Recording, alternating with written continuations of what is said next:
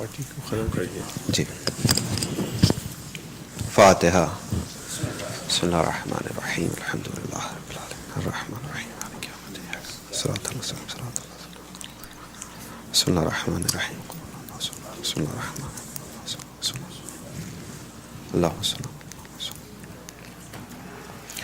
अऊज़ु बिल्लाहि मिनश शैतानिर रजीम बिस्मिल्लाहिर्रहमानिर्रहीम अल्हम्दुलिल्लाहि रब्बिल आलमीन अल्हम्दुलिल्लाहिल्लज़ी ला यब्लुगु मिदहतहुल क़ाइलून वला युहसीना माअहुल आद्दून वला युअद्दि हक़्क़हुल मुज्तहिदून अल्लज़ी ला युदरिकुहु बुअदुल हिमम वला यनालुहु ग़ौसुल फ़ितन الذي ليس لصفته حد محدود ولا نعت موجود ولا وقت معدود ولا عجل ممدود فترى الخلائق بقدرته ونشر الرياح برحمته اللهم أفز صلة سلواتك وسلامة تسليماتك على أفضل التعينات المفاضة من الأماء رباني وآخر التنزلات المضافة إلى نوع الإنسان كان الله ولم يكن معه شيء ثاني محصي لعوالم حضرات الخاص في وجوده وكل شيء أحصيناه في إمام المبين صل على محمد وعلى الرسول النبي المكي الخرشي المدني التحامي صاحب لواء الحمد ومقام المحمود أبي القاسم محمد الحميد وعلى أخيه وسحره وابن عمه وخليفته من بعده وقائد الغر المحجلين ياسب الدين إمام المتقين أمير المؤمنين علي بن أبي طالب وعلى ابنته الطاهرة الحوراء الإنسية الراضية المرضية الشفية يوم الجزاء فاطمة الزهراء سلام الله عليها اللهم صل عليها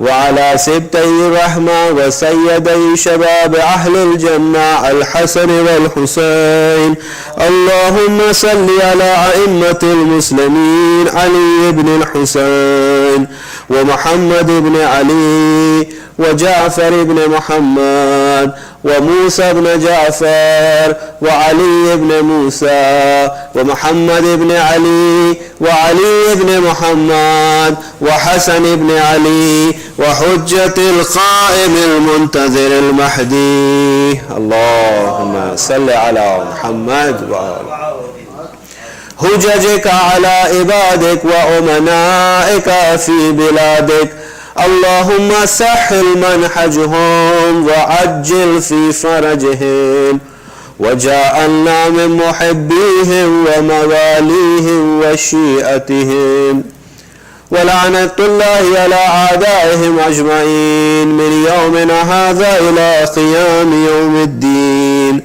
بسم الله الرحمن الرحيم يا أيها الذين آمنوا كتب عليكم الصيام كما كتب على الذين من قبلكم لعلكم تتقون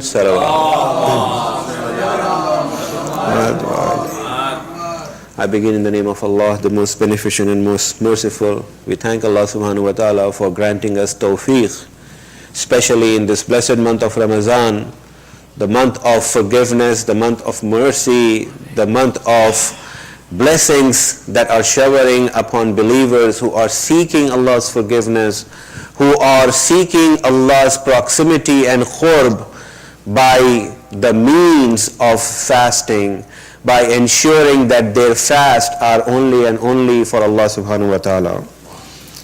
We have been discussing how to protect and preserve our fast and how to enhance our spirituality and how to get to the next level of Iman while using the fasting itself as a means to attain that ma'rifah and that Iman.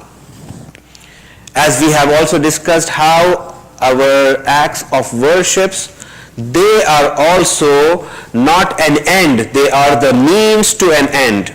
And the end is the ultimate ma'rifah of Allah subhanahu wa ta'ala, and the awareness of the presence of Allah subhanahu wa ta'ala around us, and that is what taqwa is defined. Taqwa is prevention, taqwa is trying to preserve yourself from a harm, any harm that would incur upon you, whether it is in the life of this world or for the hereafter. Any action as a consequence of that action would have an effect, lasting effect, or would hurt you in this life or in the hereafter. Preventing yourself from that harm is called taqwa. Please say salawat.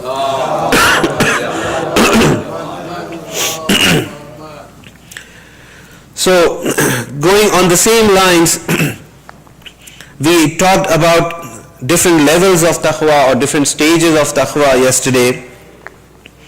And moving forward, who are the God-worry? Who are the muttaqeen?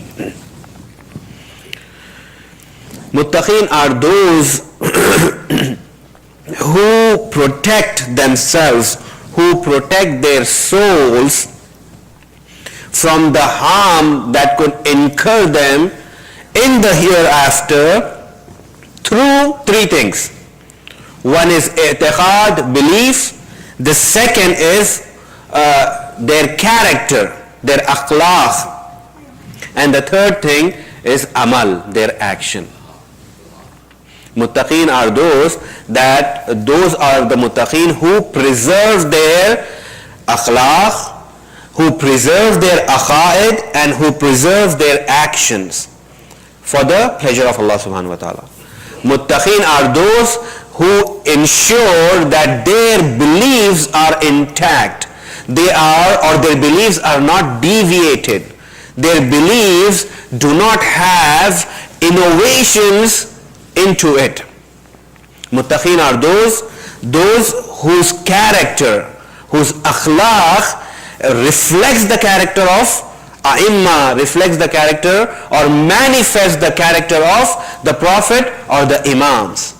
Muttaqeen are those whose actions are such that the Imam of our time would be pleased with them, and the Prophet of Allah would be pleased, and as a result of that, Allah would be pleased with them.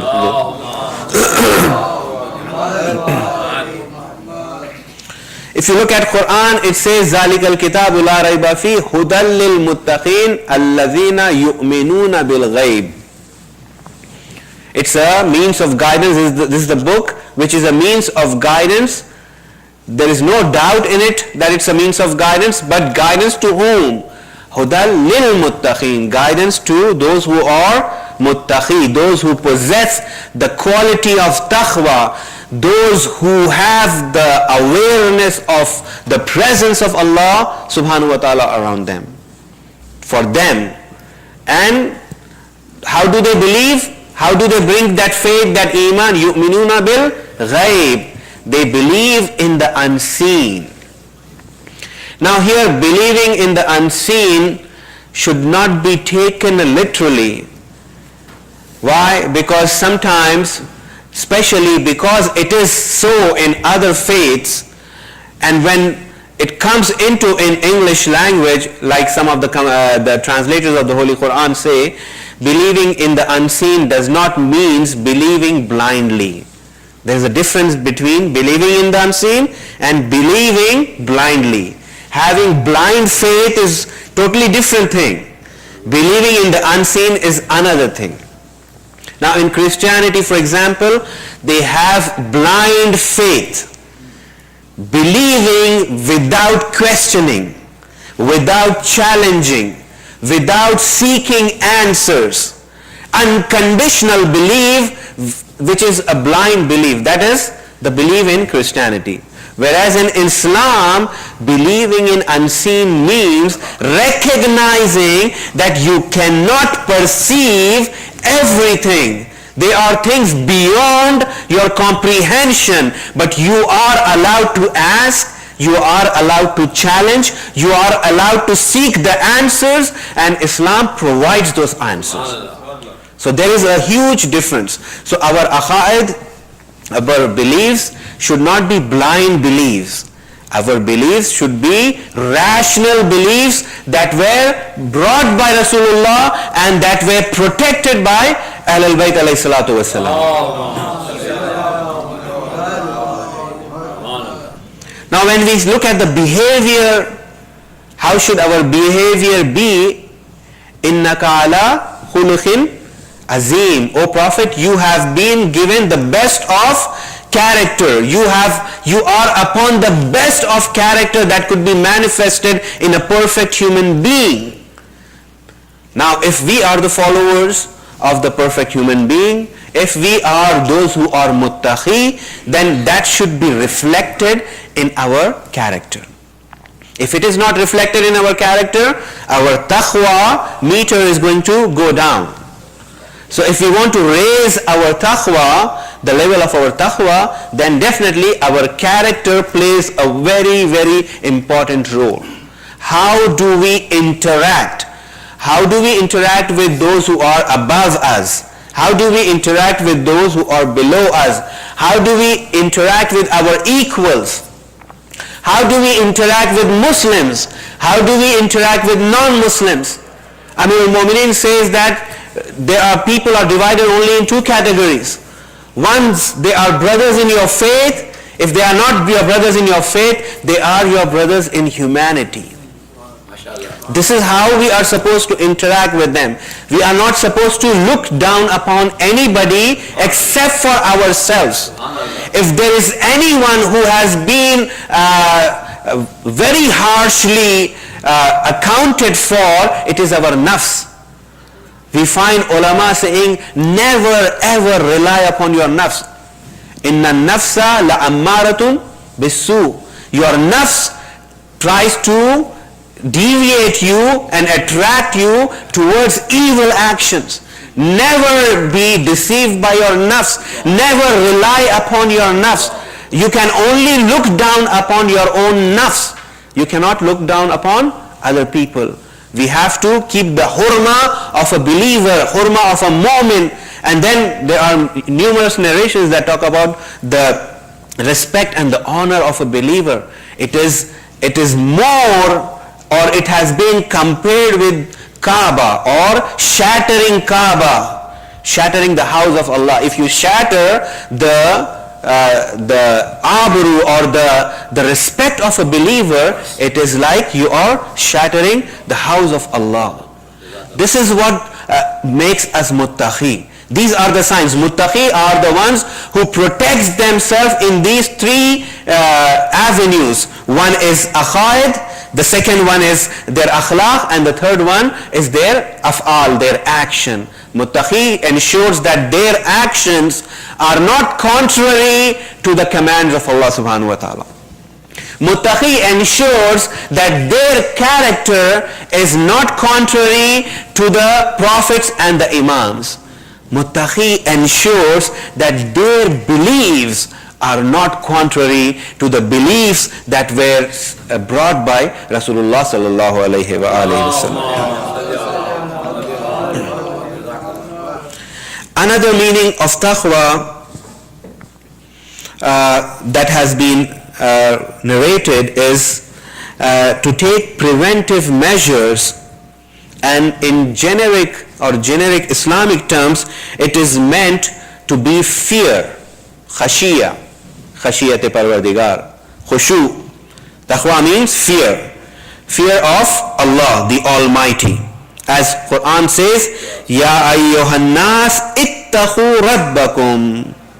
O mankind, be wary of your Lord. So here, what is the meaning of khashiyah and how it impacts our taqwa? Sometimes we do not recognize the the precision in the Arabic language and how it was narrated, and we try to generalize because of the lack of vocabulary in English itself. And so we call taqwa, piety, wara, khushu, everything almost the same. The meanings are the same. And for this, in fact, translators like Sayyid Ali Khuli Kharai, they mention that Muslims have to come up with their own English vocabulary of Quran. They cannot rely upon just the English language in itself, because the English language in itself has a very limited meaning and it has its effect coming from other faiths. Please say salawat. So now how should be this khushu or this fear? Then Urafa say that the fear is of two types. It comes from massive disobedience of a slave from his master. This is a fear. When a slave is fearful from his master out of the disobedience that he has committed to his master, and he is now very, very fearful. This is one fear. Then there is another fear. This another fear comes from the knowledge and the majesty of Allah, the reverence, the maqam that Allah subhanahu wa ta'ala has, the reverence and the awe that a believer has for Allah. This is another fear. These are two different types of fear. But the fear that the Imams and the Prophets had is the khushu that comes from reverence and awe. It is not the fear of a slave running away from his master because he was disobedient to him. That is not the fear. The Prophets and the Imam, they have fear from the majesty of Allah subhanahu wa ta'ala, because they have the ma'rifah of Allah subhanahu wa ta'ala, knowing that who they are and who their creator is. Out of that they are fearful.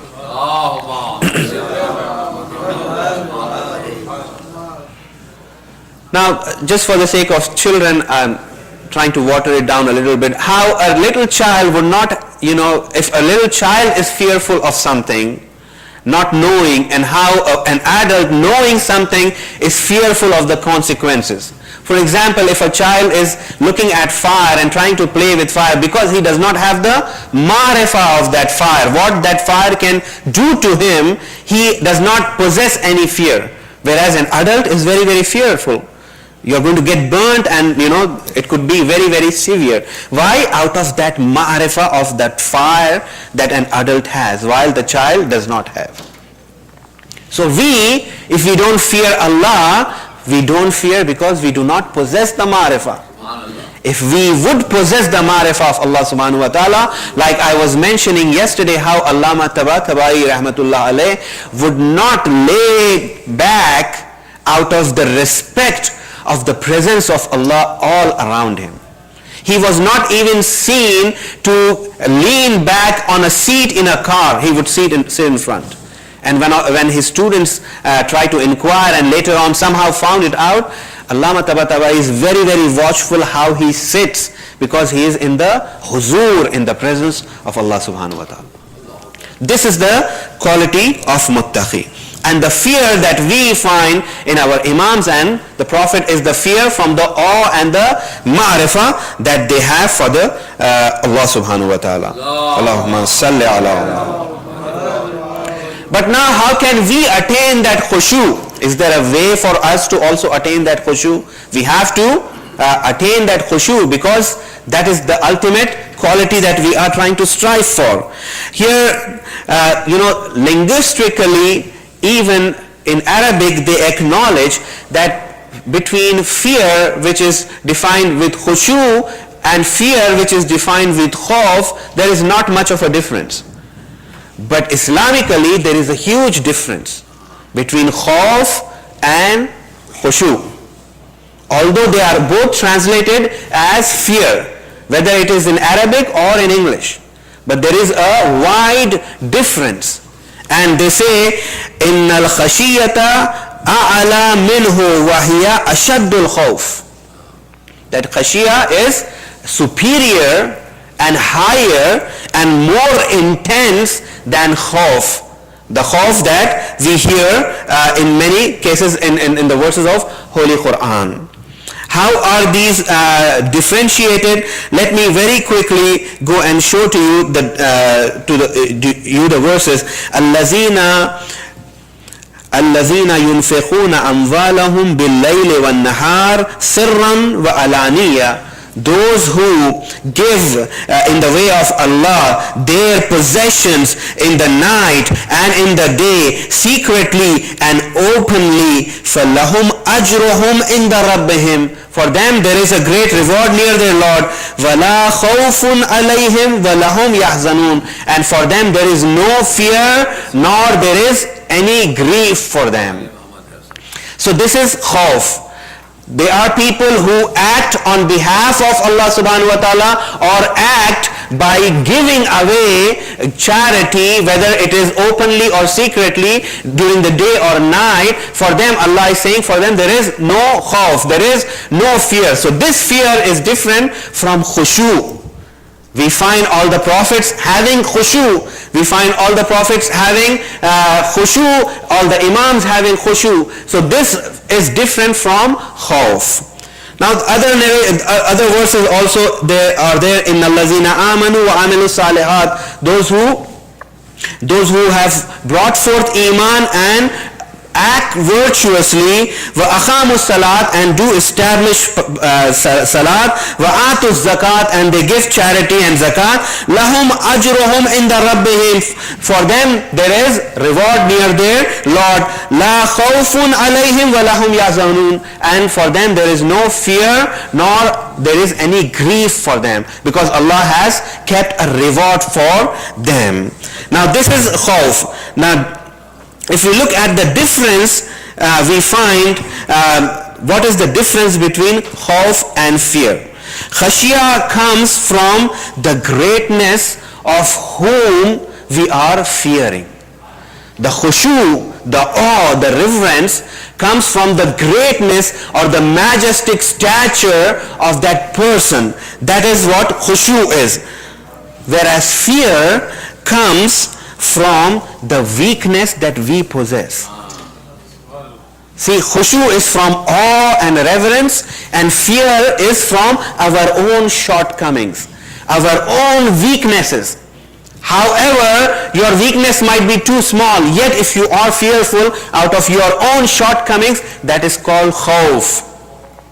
Whereas khushu, it comes from the reverence and the awe and the greatness of whom you are fearful of. That is the difference. And then إِنَّمَا يَخْشَى اللَّهَ مِنْ عِبَادِهِ الْعُلَمَاءِ. Only those who are ulama amongst the slaves of Allah subhanahu wa ta'ala fear Allah subhanahu wa ta'ala. إِنَّمَا يَخْشَى اللَّهَ. So here it is khushu. Yaksha is the verb from the khushu. Only those who are ulama, those who are scholars, those who have the ma'arifah, they are the only ones who fear Allah. Which kind of fear? The fear from the awe and the reverence and the majesty of Allah subhanahu wa ta'ala. And then you find that whereas all of us, we find وَأَمَّا مَنْ خَافَ مَقَامَ رَبِّهِ وَنَهَى النَّفْسَ عَنِ الْهَوَىٰ. We all have khawf.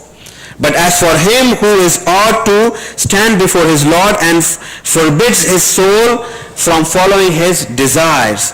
So here when he is fearful for his soul because of the shortcomings that he might have committed. But khushu, attaining khushu is a higher maqam. It's a higher stage that we should strive. Now how do we attain and acquire that khushu? How do we transform ourselves from the state of khawf to the state of khushu?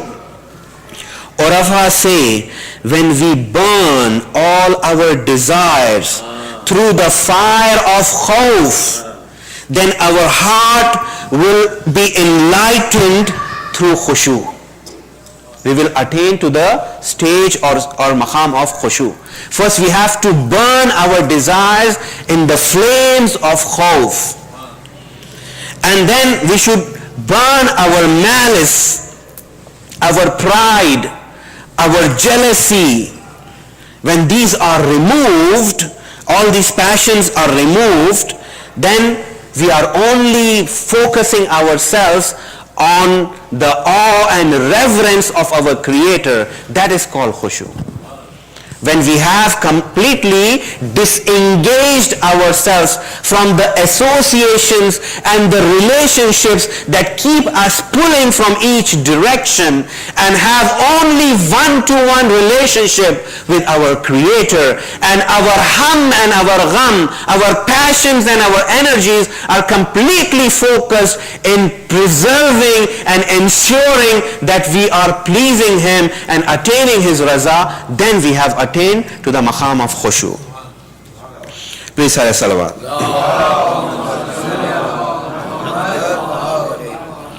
And those who attain khushu, they say that they do not devote themselves for other things, nor engage in anything else, but muraqaba, being vigilant, muhasaba, being accountable, mujahada, striving for Allah, and abstinence from all other souls, meaning abstaining from all other people and all other times, disciplining their nafs from the whispering dangers of shaitan, from the whispering deviations that khutuwat is shaitan, that the shaitan tries to peek in and tell us. So what are the things that we need to do to attain khushu? To attain khushu, we need to work on these three things. Muraqaba, being vigilant, being watchful of our nafs. What is our nafs doing? Being watchful of every action. How do we watch our child? When we have a child, we ensure that the child is not in places where he can hurt himself or harm himself. We ensure that all the cupboards are locked, all the doors are closed. He is not near water. We make sure that he cannot turn on the taps of whether it is gasoline or gas, or turn on things that could harm him. How do we watch the child? We are being watchful of a child. That is how we have to be watchful of our nafs, because our nafs keep moving around. It does not stay stationary in one place, and we have to surf it through the hardships of the challenges and the whispering of shaitan. Please say salawat.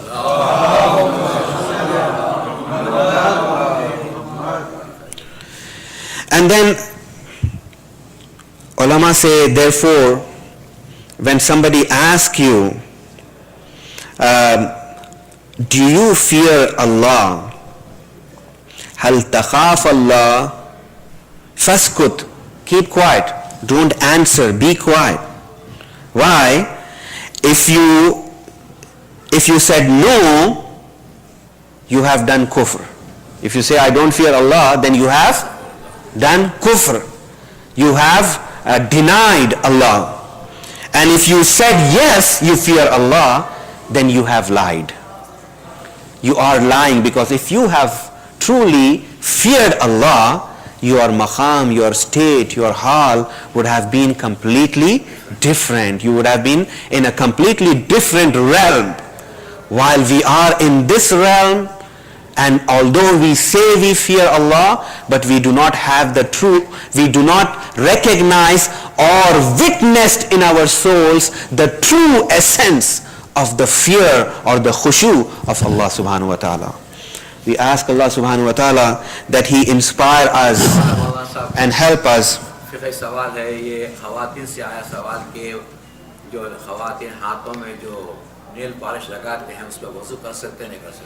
Yeah, if you apply the question is, if you apply nail polish and if can your wuzu be right in the state of having nail polish in your hands?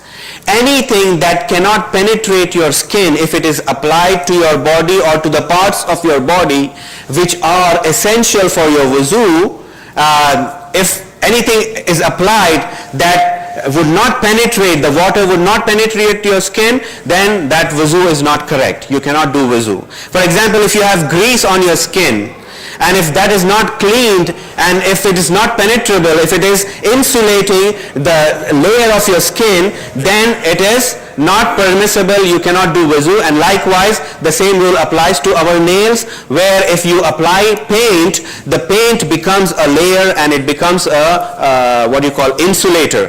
But if it can reach the nail, the skin of the nail, then it is right. But we know nail polish does not allow that. Please recite aloud salawat and Muhammad wa alim. Please recite Surah Fatiha for marhumin of all those who are attending tonight's program, and especially for the marhumin who are of the sponsors of tonight's program.